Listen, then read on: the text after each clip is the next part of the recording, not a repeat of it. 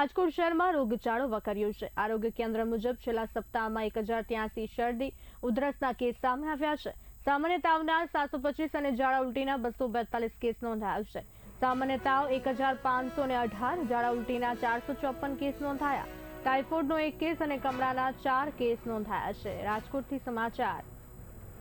રાજકોટ શહેરમાં રોગચાળો વકર્યો છે। આરોગ્ય કેન્દ્ર મુજબ છેલ્લા સપ્તાહમાં 1083 શરદી ઉધરસના કેસ નોંધાયા છે।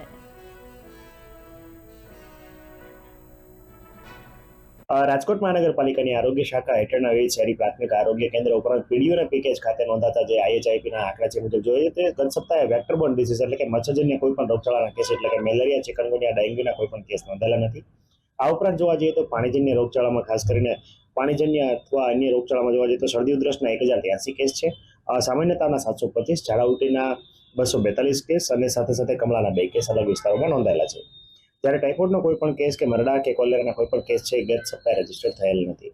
આ ઉપરાંત ખાસ કરીને જોવા જઈએ તો હાલ જે છે વોટરબોર્ન ડિઝીઝ ખાસ કરીને પાણીજન્ય રોગચાળો અટકાવવા માટે રાજકોટ મહાનગરપાલિકાની આરોગ્ય શાખા દ્વારા સઘન ડ્રાઈવ જે છે કરવામાં આવી છે। એમાં ખાસ કરીને રેસિડ્યુઅલ ક્લોરિન ટેસ્ટ એટલે કે છેવાડાના ઘરમાં પાણીની અંદર ક્લોરિનની માત્રા સુનિશ્ચિત થાય એ માટે પગલાં લેવામાં આવી રહ્યા છે।